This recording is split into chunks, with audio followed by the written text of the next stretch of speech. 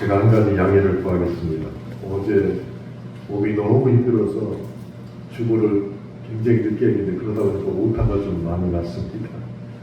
오늘 내가 놀라는 이유가 되신 하나님이라는 제목으로 사사기 15장 1절부터 20절까지 말씀을 통해서 하나님의 말씀을 나누고자 합니다.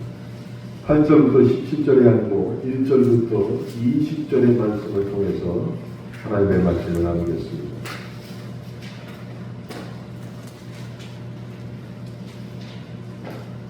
사사기 15장 1절부터 20절의 말씀을 저와 함께 읽겠습니다. 얼마 후 밀 거둘 때에 삼손이 염소 새끼를 가지고 그의 아내에게로 찾아가서 이르되 내가 방에 들어가 내 아내를 보고자 하노라 하니 장인이 들어오지 못하게 하고 이르되 내가 그를 시인이 미워하는 줄 알고 그를 내 친구에게 주었노라. 그의 동생이 그보다 더 아름답지 아니하냐 청하노니 너는 그를 대신하여 동생을 아내로 맞이하라 하니 삼손이 그들에게 이르되 이번은 내가 블레셋 사람들을 해할지라도 그들에게 대하여 내게 허물이 없을 것이니라 하고 삼손이 가서 여우 300마리를 붙들어서 그 꼬리와 꼬리를 메고 회를 가지고 그 두 꼬리 사이에 한 회를 달고 회에 불을 붙이고 그것을 블레셋 사람들의 곡식밭으로 몰아들여서 곡식당과 아직 되지 아니한 곡식과 포도원과 감람나무들을 사른지라. 블레셋 사람들이 이르되 누가 이 일을 행하였느냐 하니 사람들이 대답하되 딥나 사람의 사위 삼손이니 장인이 삼손의 아내를 빼앗아 그의 친구에게 준 까닭이라 하였더라. 블레셋 사람들이 올라가서 그 여인과 그의 아버지를 불사르니라. 삼손이 그들에게 이르되 너희가 이같이 행하였은즉 내가 너희에게 원수를 갚고야 말리라 하고 블레셋 사람들이 정강이와 넓적다리를 크게 쳐서 죽이고 내려가서 에담 바위 틈에 머물렀더라. 이에 블레셋 사람들이 올라와 유다의 진을 치고 레히에 가득한지라. 유다 사람들이 이르되 너희가 어찌하여 올라와서 우리를 치느냐. 그들이 대답하되 우리가 올라온 것은 삼손을 결박하여 그가 우리에게 행한 대로 그에게 행하려 함이로다 하는지라. 유다 사람 3,000명이 에담 바위 틈에 내려가서 삼손에게 이르되 너는 블레셋 사람이 우리를 다스리는 줄을 알지 못하느냐. 내가 어찌하여 우리에게 이같이 행하였느냐 하니 삼손이 그들에게 이르되 그들이 내게 행한 대로 나도 그들에게 행하였노라 하니라. 그들이 삼손에게 이르되 우리가 너를 결박하여 블레셋 사람의 손에 넘겨주려고 내려왔노라 하니 삼손이 그들에게 이르되 너희가 나를 치지 아니하겠다고 내게 맹세하라 하매 그들이 삼손에게 말하여 이르되 아니라 우리가 다만 너를 단단히 결박하여 그들의 손에 넘겨줄 뿐이요 우리가 결단코 너를 죽이지 아니하리라 하고 새 밧줄 불로 결박하고 바위 틈에서 그를 끌어내니라. 삼손이 레이에 이르매 블레셋 사람들이 그에게 마주 나가며 소리 지를 때 여호와의 영이 삼손에게 갑자기 임하시매 그의 팔 위에 밧줄이 불탄 삼과 같이 그의 결박되었던 손에서 떨어진지라. 삼손이 나귀의 새 턱뼈를 보고 손을 내밀어 집어들고 그것으로 1,000명을 죽이고 이르되 나귀의 턱뼈로 한 더미 두 더미를 쌓았으며 나귀의 턱뼈로 내가 1,000명을 죽였노라 하니라. 그가 말을 마치고 턱뼈를 자기 손에서 내던지고 그것을 라맛 레이라 이름하였더라. 삼손이 심히 목이 말라 여호와께 부르짖어 이르되 주께서 종의 손을 통하여 이 큰 구원을 베푸셨사오나 내가 이제 목말라 죽어서 할례받지 못한 자들의 손에 떨어지겠나이다 하니 하나님이 레이에서 한 우묵한 곳을 터뜨리시니 거기서 물이 솟아나는지라. 삼손이 그것을 마시고 정신이 회복되어 소생하니 그러므로 그 샘 이름을 에나고레라 불렀으며 그 샘이 오늘까지 그에게 있더라. 블레셋 사람의 손 때에 삼손이 이스라엘의 사사로 20년 동안 지냈더라.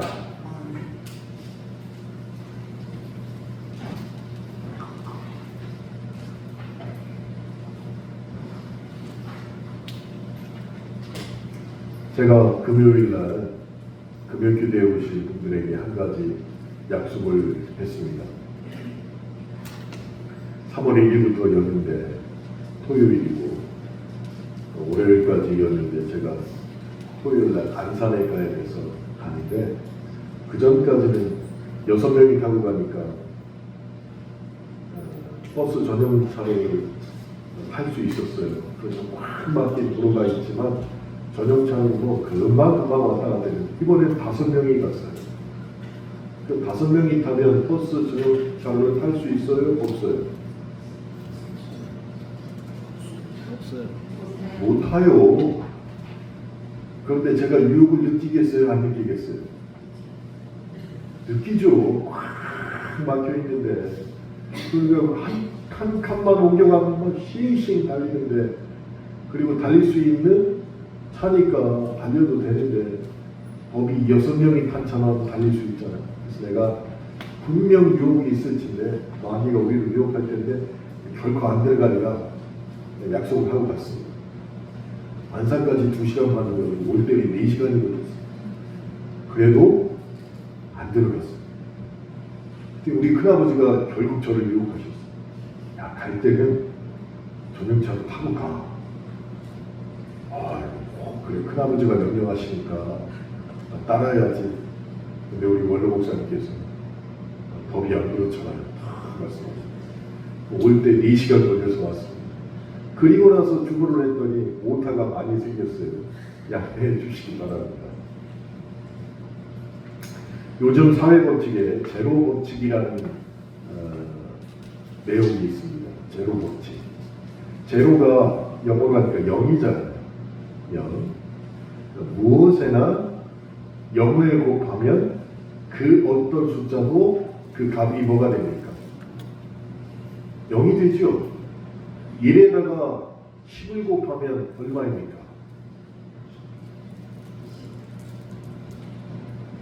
1에다가 10을 곱하면 왜 이렇게 고민을 하세요? 10에다가 10을 곱하면 얼마예요?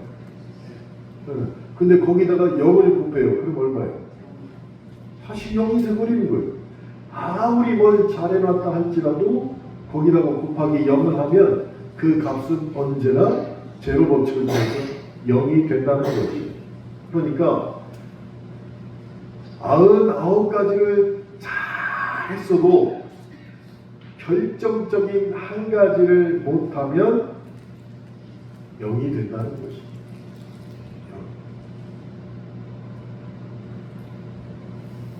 그러니 얼마나 억울하겠어요. 정말로 잘했는데 하나를 못해서 값이 0이 되면 또 얼마나 억울하겠냐고요. 그러나 그만큼 필수적인 한 가지에 정말로 유의하라는 교훈도 우리는 얻을 수 있을 것입니다. 그래서 일면 이해하는 면도 있습니다. 이왕이 하려면 다 잘해야지 한 가지 못하면 다시 0이 된다. 제로가 된다. 그런데 이러한 생각, 제로 법칙을 사람에 대한 평가의 잣대로 쓰면 이것은 정말로 곤란하게 됩니다. 그래서 이 제로 법칙은 절대로 사람에 대한 평가의 잣대로 쓰면 안 돼요. 정말로 안 됩니다. 어떤 여자분이 직장 생활하면서 부부끼리 직장 생활하면서 남편보다 연봉이 훨씬 많아요. 그럼 그 남편이 좋아할까요? 나빠할까요? 자기 부인이 자기 연봉이 막 몇 배를 벌어요. 그럼 좋아요? 나빠요? 좋지요. 근데 자기 부인이 요리를 하나도 못해요. 비싼 재료를 사서 요리를 하면 아무런 맛도 없고 심지어 먹을 수 없을 정도로 요리를 해요. 그럼 이 여자가 요리 때문에 나쁜 부인이 될까요? 안 될까요? 그래도 이뻐요. 돈만 벌어다 주면 그래도 이뻐요. 그런데 사람들은 그렇게 생각 안 해요. 돈을 많이 벌어다 올지라도 단 한 가지 요리를 못한다는 걸로 너는 제로업직을 거기다가 성사시키는 거예요. 그래서 너는 아니래 라고 말이죠. 그러니까 사람에 대해서는 평가의 잣대로 이걸 쓰면 결코 안 된다는 것입니다. 성경도 그것에 대해서 우리에게 말하고 있습니다. 성경은 뭐라고 얘기하시냐면 모든 사람이 죄를 범했다라고 얘기하고 있어요. 이 말을 다른 말로 하면 이 세상에 완벽한 사람은 단 한 사람도 없다는 것입니다. 그런데 사람들은 다 완벽하기를 원해요. 그러나 이 세상에 완벽한 사람은 한 사람도 없다라고 성경은 말하고 있습니다. 그렇다고 해서 성경이 우리에게 너희는 그런 결정적인 결함이 있기 때문에 결국에 너희는 0이다, 제로이다 라고 규정하고 있을까요? 그것도 그렇지 않습니다. 성경은 두 가지로 우리가 해석할 수 있는데 어떤 사람도 그의 인생을 우상화하는 것을 허용하지 않습니다. 성경은. 그러나 동시에 어떤 특정한 허물로 인해서 그 사람의 존재 가치를 부인하는 일도 성경은 하지 않는다는 것이에요. 근데 사람들은 이것을 거꾸로 생각해요. 나는 완벽함을 추구하며 살아야 된다라고 생각하고 어떤 사람에게 흠을 하나 발견하면 그것을 통해서 너는 아니다라고 생각한다는 것이에요. 성경에서 말하는 믿음의 사람들을 한번 생각해 보십시오. 그들도 우리와 같이 과오나 허물이 많은 사람들이었습니다. 그럼에도 불구하고 그들을 믿음의 인생을 산 사람들이라고 성경은 규정하고 있다는 것이에요. 한 가지 허물로 인해서 전체가 부정되는 것을 성경은 원하지 않는다는 것이죠. 그러면은 그런 관점을 가지고 사사기 15장을 한번 살펴보도록 하겠습니다. 자, 제가 사사기 15장을 보면서 느낀 생각은 이거였습니다. 삼손 이야기의 주인공은 삼손이 아니구나 라는 것을 느끼게 되었어요. 삼손 이야기의 주인공은 삼손이 아니구나. 오늘이 제 아들 모노 생일입니다. 벌써 31살이 되었대요. 그럼 오늘 생일을 당한 사람의 주인공은 누구예요? 누구예요? 모르겠지요. 근데 제가 혼자 생겼어요? 부모 때문에 생긴 거잖아요. 그럼 그 부모는 혼자 생겼어요? 오늘의 조부모 때문에 생긴 거잖아요. 그러니까 오늘의 생일의 주인공은 사실 누구예요? 자기가 아니요. 그럼 생일 당한 사람이 용돈을 누구에게 줘야 돼요? 일단 부모에게 주고 부모는 조부모님과 장인 장모에게 드려야 되는 거잖아요. 내년부터 그리 될 줄로 믿습니다. 마찬가지로 삼손 이야기의 주인공은 삼손이 아니고 하나님이시구나 하는 것을 사사기 15장을 통해서 제가 보게 되었습니다. 여러분, 삼손은 지금 제가 세 번째 말씀드리는데 지극히 사적이고 자기 혈기를 누르지 못하는 특징을 가진 사람이었어요. 그러면서도 아주 조금은 하나님을 생각하는 사람이었어요. 혈기가 왕성한데 그런데 하나님을 조금은 생각하는 사람, 마치 누구 같습니까? 나 같잖아요. 다 여러분 같잖아요.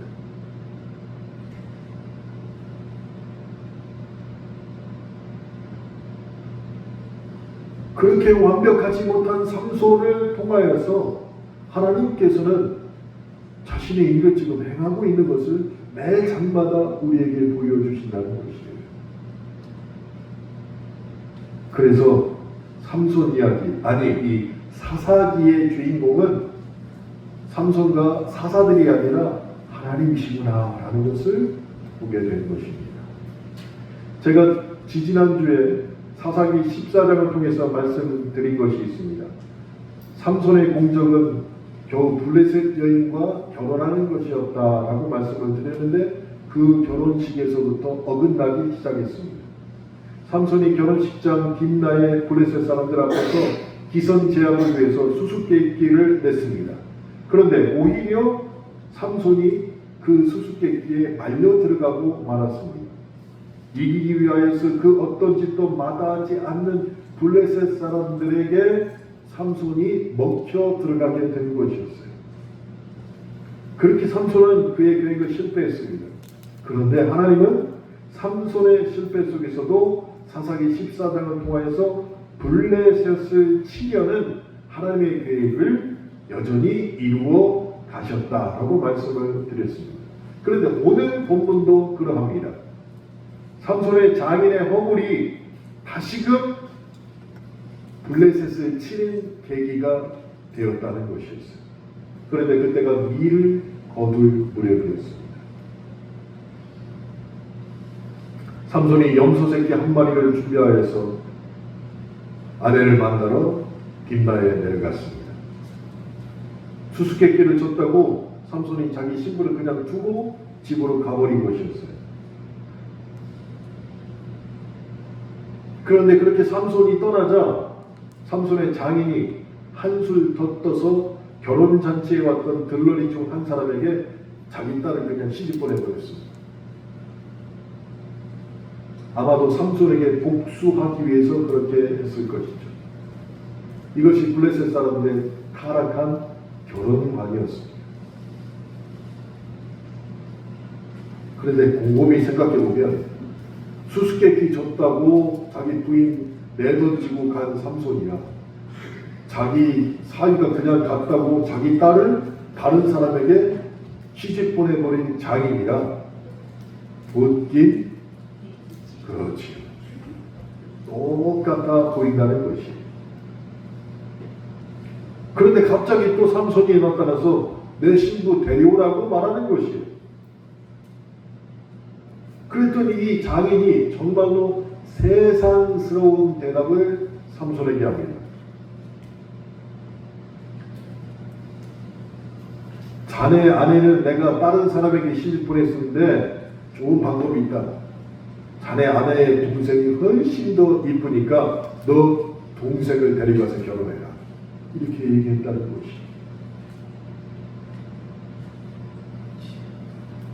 여러분, 블레셋 사람들의 결혼과는 하나님 앞에서의 언약이 아니었습니다.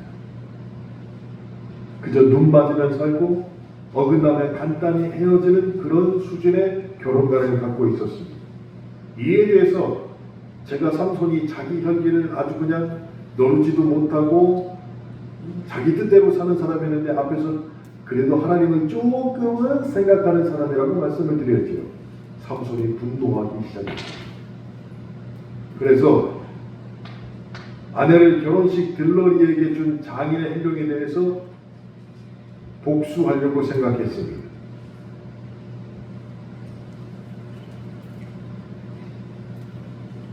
그랬더니 하나님께서는 혈기를 누르지 못하는 그 삼손을 통해서 블레셋을 치려는 계획을 다시 한번 시작하셨다는 것이에요. 그때 삼손의 눈에 띈 게 뭐였냐? 여우였어요. 여우.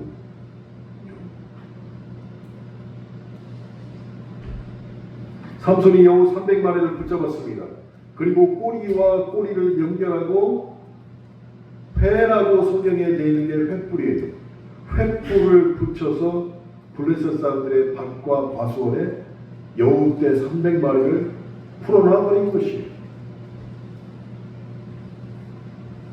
그랬더니 여우가 밀밭, 포도밭마다 여기저기 뛰고 다니면서 불을 지르기 시작했습니다.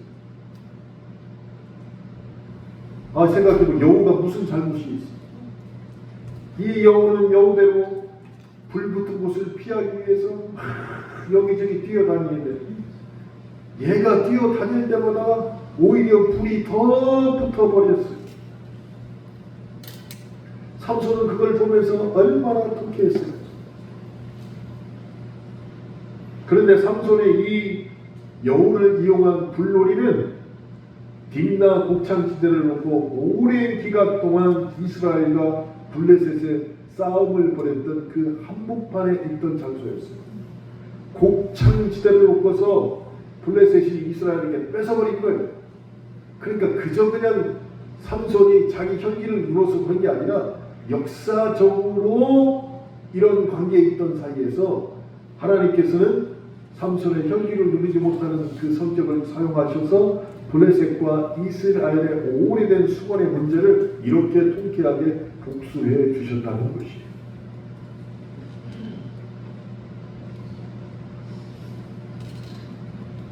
삼손에게는 내가 복수를 하기 위해서 동역자가 필요했습니다.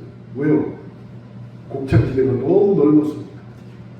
그러니까 어떤 사람이 자기를 도와주는 이 일을 잘 해결할 수 있을 텐데 삼손을 도와준다고 나선 이스라엘 사람이 한 명도 없었다. 한 명도. 그랬더니 하나님께서는 삼손을 도와주는 이스라엘 사람이 한 명도 없다는 걸 아시고 누굴 보내셨어요? 도울 짐승을 보내셨다는 것이죠. 그랬더니 한순간에 곡창제를 잃어버린 블레셋 사람들이 나타나게 되었다는 것입니다. 우리를 도울 사람이 아무도 없었는데 진짜 아무도 없다고 생각합니다. 하나님은 정말로 기발한 방법으로 우리를 도우신다는 것을 기억하시길 바랍니다. 그랬더니 화가 난 블레셋 사람들이 삼손의 장인 집에 찾아왔습니다. 그리고 나서 끔찍한 일을 벌입니다. 삼손의 장인과 그 딸을 불러다가 불살라 질러버렸습니다. 바로 죽여버렸어요. 그랬더니 그 일을 통해서 삼손에게 또 다른 명분이 생겼습니다. 삼손의 장인과 아내를 죽였으니 이번에는 블레셋의 곡창지대가 아니라 블레셋 사람들을 도륙할 수 있는 명분이 그에게 생긴 것이에요. 오늘 우리가 함께 읽었던 본문 7절부터 8절에 이런 말씀이 기록되어 있습니다. 삼손이 그들에게 이르되 너희가 이같이 행하였은즉 내가 너희에게 원수를 갖고야 말리라 하고 블레셋 사람들이 정강이와 넓적다리를 크게 쳐서 죽이고 내려가서 에단 바위 틈에 머물렀더라. 이렇게 일을 마쳤습니다.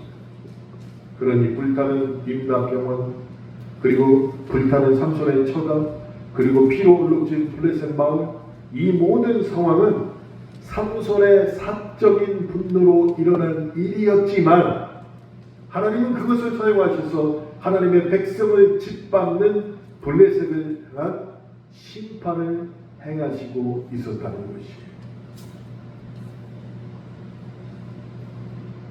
왜 하나님께서 이렇게 하셨을까요? 비록 범죄한 이스라엘을 징계하기 위해서 블레셋의 침략을 허용하셨습니다. 그런데 내 자녀를 무참히 짓밟는 너희들을 용서할 수 없다라는 것이 또 한편의 하나님의 말씀이셨다는 것이죠. 예를 들면 부지갱이로 자식을 때린 다음에 그 다음에 부모들이 어떻게 합니까? 자기 자식을 때렸던 부지갱이를 꺾어서 아궁이에 집어 던지는 것과 똑같다는 것이죠. 삼손의 계속되는 실수와 실패 속에서도 하나님은 그런 삼손을 통해서도 당신의 역사를 이루어 가시는 이 기묘한 모습을 우리 삶에 적용시켜서 봐야 한다는 것입니다.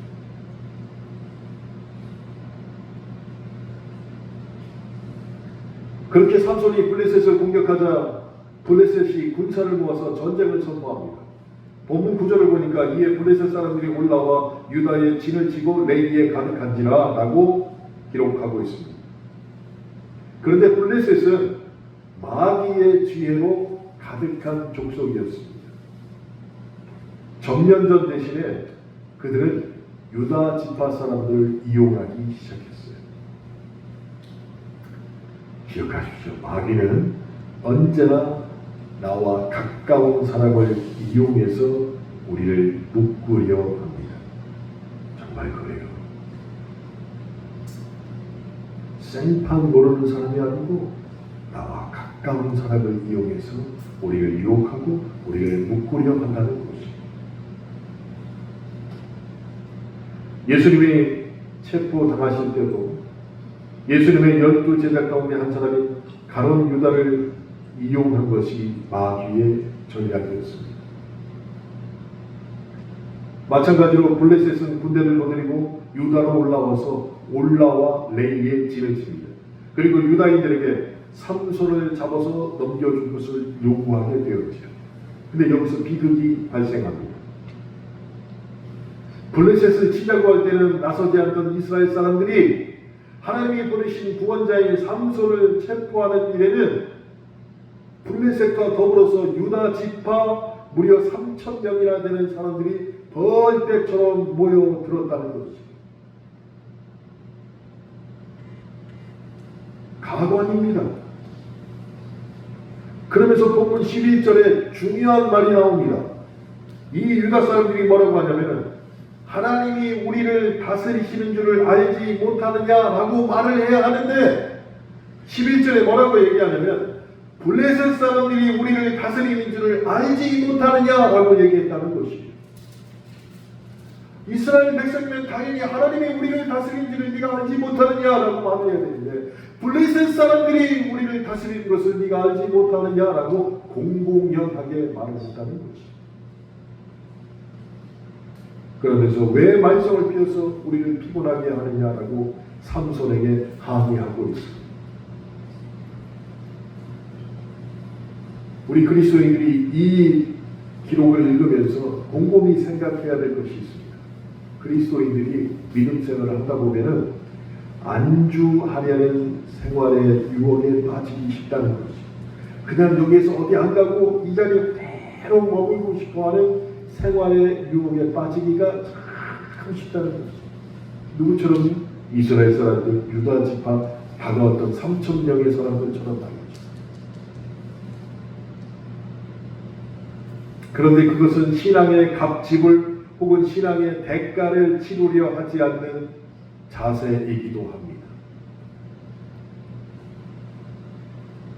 우리가 그런 생활을 하다 보면 서서히 하나님의 능력을 상실해가게 됩니다. 여러분, 자전거가 넘어지지 않으려면 어떻게 해야 됩니까? 계속 페달을 밟아야 되겠죠. 그런데 마귀는 우리에게 얘기합니다. 야, 프로 자전거 선수는 그 자리에 서 있어도 안 넘어지더라. 어떻게든 균형을 잡고 안 넘어져. 너도 그럴 수 있어 라고 얘기하면서 그 자리에 안주하라고 얘기합니다.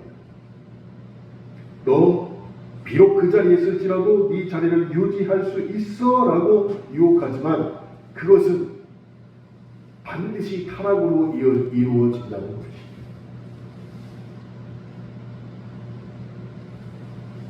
그래서 성경이 우리에게 삼손을 통하여서 사사기 15장에서 경고하는 말씀은 가장 타락같지 않는 타락, 그것이 안주하려는 타락이라는 것입니다. 안주하려는 타락. 여러분, 고난당하는 사람에게는 두 가지 고통이 있습니다. 하나는 고난 자체에서 오는 고통입니다. 또 하나는 고난 중에 절감하는 배신의 문제를 겪게 되는 것이 더 큰 고통이 되는 것입니다. 고난 중에 분명히 도와줄 것으로 믿은 사람이 있는데 저 사람이면 내가 무슨 일이 있어도 반드시 나를 도와줄 것이다 라고 확신했던 사람이 있는데 정말 내가 고난을 당해보니까 그 사람에게 가장 그 사람이 필요한 그 시간에 배신당하는 아픔이 있다는 것입니다.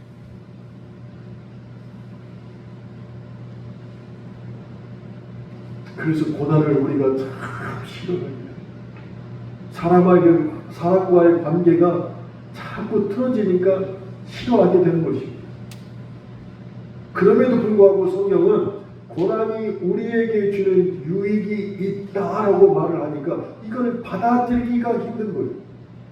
고난이 나에게 주는 유익이 도대체 뭐냐는 것이 한 가지밖에 없습니다. 고난이 우리에게 주는 유익, 우리가 믿을 수 있는 분이 하나님이라는 것을 깨닫게 하는 것이 고난의 순기능이 되는 것입니다. 내가 믿을 수 있는 분은 오직 하나님뿐이다 하는 것을 알게 된다는 것입니다.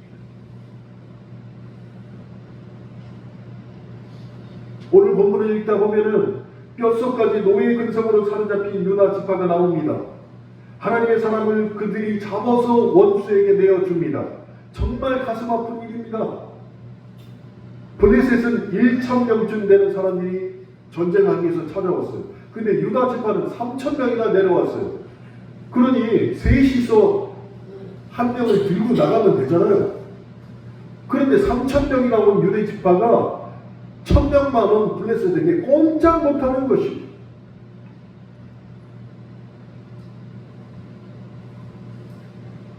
누가 생각해봐도 유다 지파는 삼손을 도와서 블레셋을 치면 그들이 충분히 승리할 수 있었습니다. 그런데 유다 지파는 안주하려는 타락에 이미 심하게 빠져 있었다는 것입니다.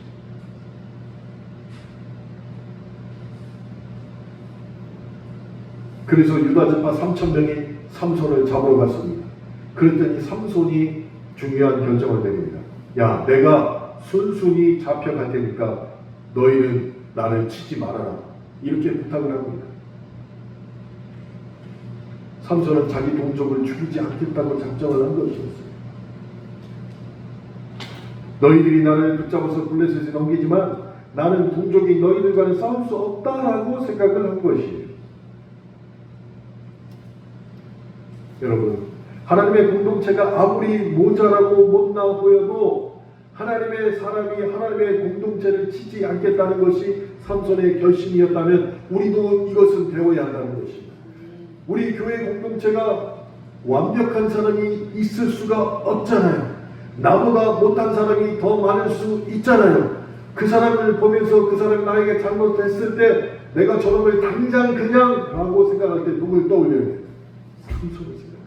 삼손. 내가 내 동족은 치지 않겠다라고 결심한 삼손을 떠올려야 한다는 것이. 그래서 제가 삼손에 대해서 공부하고 연구하다가 드디어 삼손을 보면서 이 사사기 15장에서 삼손이 정말로 멋진 말을 했다. 이게 이 부분이었어요. 삼손이 유일하게 정말 멋진 말을 했습니다. 하나님의 공동체를 치지 않겠다. 이 말이 삼손이 한 가장 유익한 말이 되었다는 것입니다.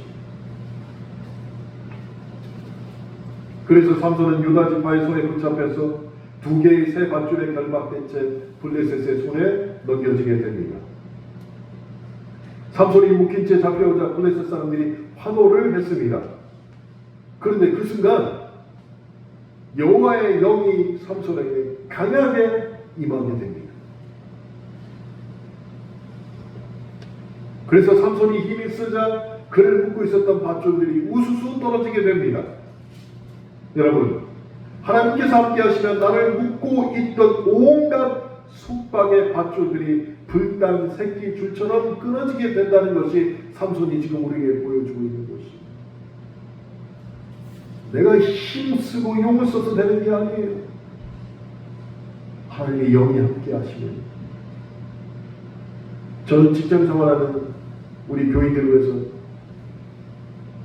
하루에 한 번씩 꼭 기도를 합니다. 제 기도의 리스트에 들어가 있습니다.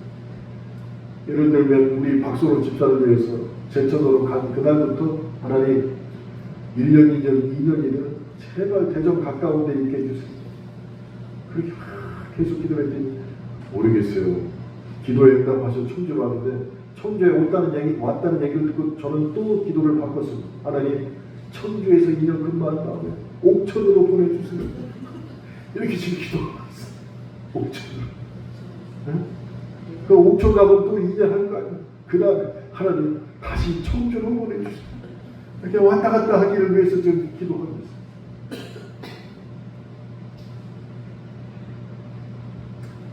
그런데 자기를 먹여 살리는 직장 생활이라 할지라도 온갖 속박들이 나를 묶고 있잖아요.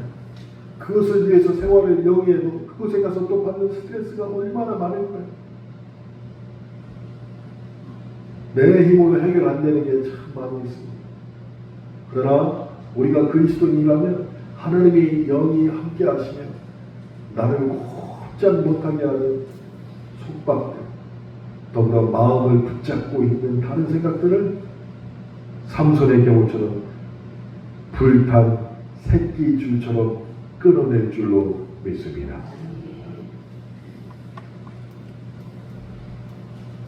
그리고 그 순간이 지나자 삼손 눈에 한 가지가 보이게 되었습니다. 그게 바로 나귀 턱뼈였습니다. 나귀 턱뼈.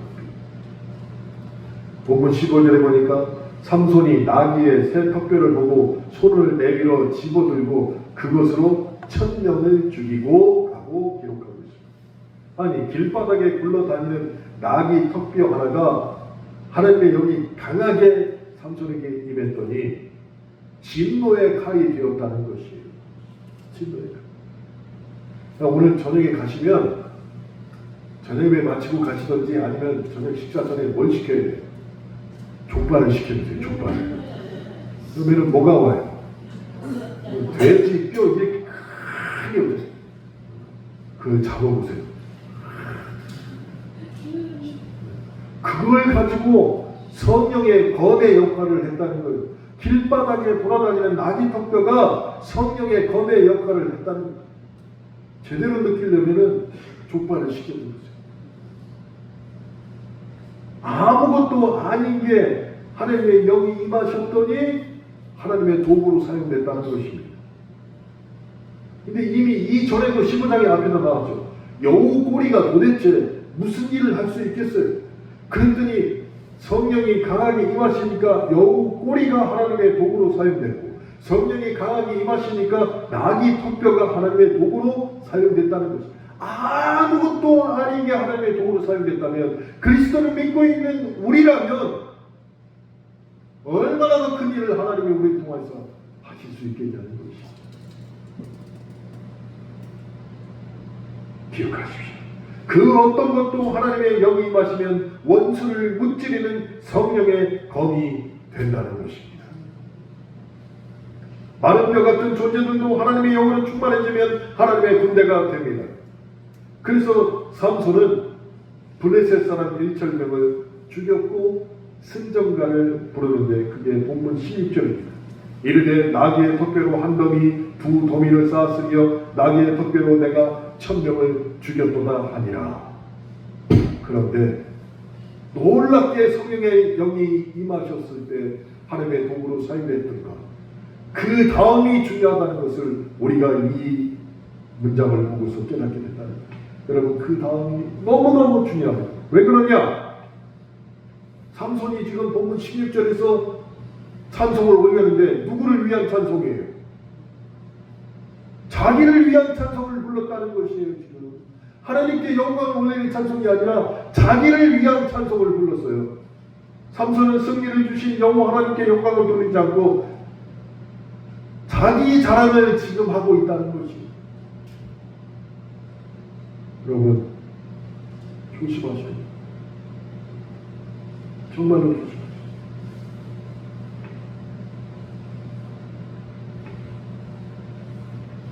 조혜련이라고 아시죠? 코미디언 조혜련이 연예인 선교회 회장이 되었어요. 근데 아마 그 사람이 일본에 있는 무슨 종교에 남녀 호랑교를 믿었나 봐요. 그랬다가 이제 기독교로 개종을 하고 진짜 신실하게 했습니다. 그러면은 그렇게 은혜를 받고 진짜 은혜를 받고 간증을 하고 열심히 하는 거예요.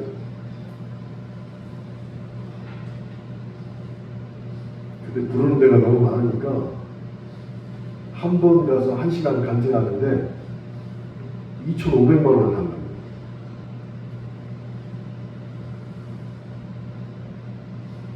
그 요즘 TV에 잘 안 나오잖아요. 지금 어디만 다니면 교회만 다녀요. 1시간에 2,500을 달라고. 그것도 1,500에서 2,500으로 올랐어요. 그래서 이번에 아주 그냥 중앙교에 있는 고명진 목사님이 불러다가 얼마나 혼을 냈는지 이 싹구나 했다면서 막 앞에서 얼마나 혼을 냈는지 눈물 팍 쏟고 3년 동안 무료로 하겠다고 혼나고 갔어요. 근데 처음 했던 간증하고 요즘 하는 간증하고 많이 달라졌어요. 처음에는 하나님의 은혜가 무엇인지를 그렇게 눈물 쏟으면서 막 고백하고 자기 어머니가 어떻게 개종했는지를 막 고백했는데 요즘은 자기 자랑이 많이 들어가 있어요. 마찬가지. 그 사람만 뭐라고 할 게 아닙니다. 삼손이 그랬습니다. 승리를 주신 여호와 하나님께 찬양을 해야 되는데 그 일이 끝나자마자 누구를 찬양해요? 내가 했다. 내가 한 것이다. 삼손만 그럴까요? 우리는 어떨까요? 하나님이 나를 사용하셔서 기쁜 마음을 주셔서 선교도 하고 구제도 하고 11지도 하며 어려운 사람들을 돌봤습니다. 누가 한 거예요? 하나님이 저에게 행하게 하셨습니다. 저는 이런 일도 하고 저런 일도 했습니다. 시간이 지나면 대부분 그렇게 얘기한다는 것이.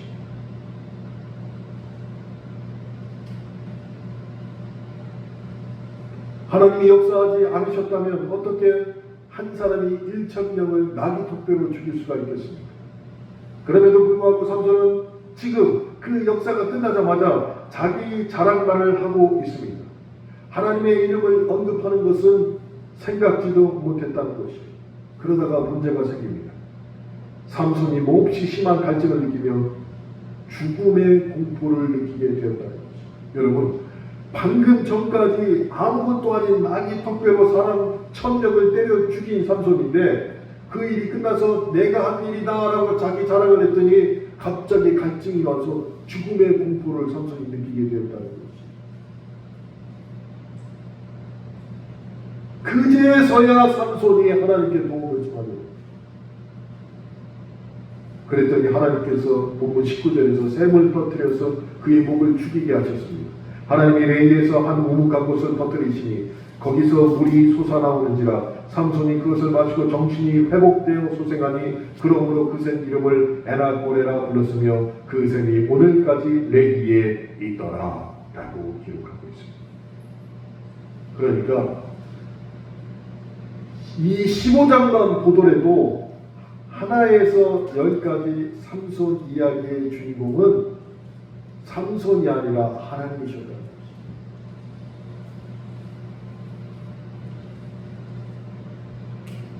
삼손은 개인적 복수를 하고 있었습니다.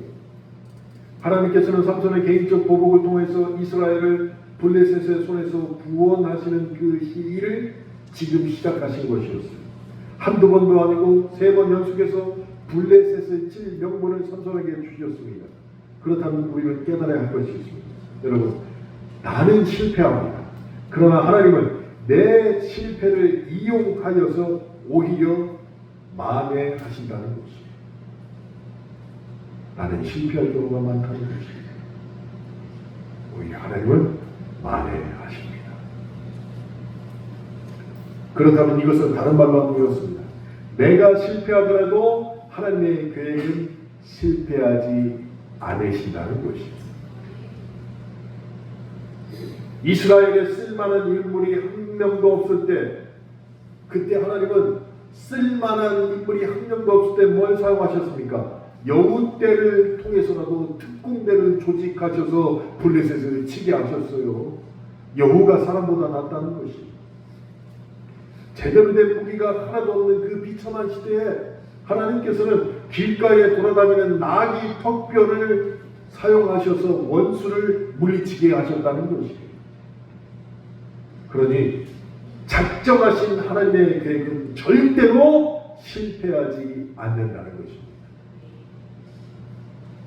그러니 우리를 향한 하나님의 사랑의 계획이 실패할 일도 없고 무너질 일도 없다는 것입니다. 이것을 우리가 믿어야 됩니다. 사랑하는 성도 여러분, 하나님께서 자신의 이름을 사사기에서 밝히셨습니다. 사사기 13장 18절에서 여호와의 사자가 그에게 이르되 어찌하여 내 이름을 부르냐, 내 이름은 기묘자라 하니라 라고 자신의 이름을 밝히셨어요. 그런데 예수님의 첫 번째 칭호가 무엇일까요? 성경에 나온 예수님의 첫 번째 칭호도 기묘자입니다. 이사야 9장 6절에 이는 한 아기가 우리에게 낳고 한 아들을 우리에게 주신 바 되었는데 그의 어깨에는 정사를 메었고 그의 이름은 기묘자라고 말씀하죠. 하나님의 이름과 예수님의 이름이 같다는 것이에요.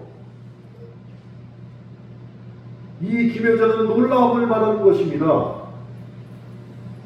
그러니까 우리가 주님을 만날 때마다 기묘자를 생각할 때마다 매 순간 원더풀을 외쳐야 돼요. 놀랍다. 하나님 정말 놀라우십니다. 나는 실패했는데 이 실패한 나를 가지고 만회하시는 하나님 정말 놀랍습니다 라고 진짜 매번 놀라야 한다는 것입니다. 매번. 제가 저희 막내한테 치는 장난이 있습니다. 이것저것 막 하고 있으면은 문 밖에서 고개를 이렇게 내밀게 아니라 이렇게 거꾸로 몸만 내밀어요. 거꾸로. 그걸 계속 쳐다보고 있어요. 그럼 제가 뭘 하다가 이렇게 딱 돌아서서 제 얼굴만 보이잖아요. 그리고 머리가 이렇게 돌아간 모습. 깜짝깜짝 놀라요. 볼 때마다 놀라야 한다는 것이에요. 하나님을 볼 때마다, 이름을 들을 때마다 놀라야 한다는 것입니다. 그래서 오죽하면 찬송가 중에 오 놀라운 구세주 예수 내주 불렀잖아요. 우리가 하나님 볼 때마다 놀라야 돼요. 깜짝 놀랐습니다. 주님 어떻게 이런 일을 저에게 행하셨습니까? 이 고백이 이어져야 한다는 것이에요. 그래서 신앙이 깊어지고 깊어지면 사람들이 나를 보고도 놀라야 한다는 것입니다. 사람들이 왜? 내가 맨날 주님 생각하면서 놀래다 보니까 사람들이 이제 나를 보고 놀래야 돼. 아, 하나님의 은혜가 저렇게 크구나라는 것을 말하지 않아도 보고 느껴야 한다는 것이에요.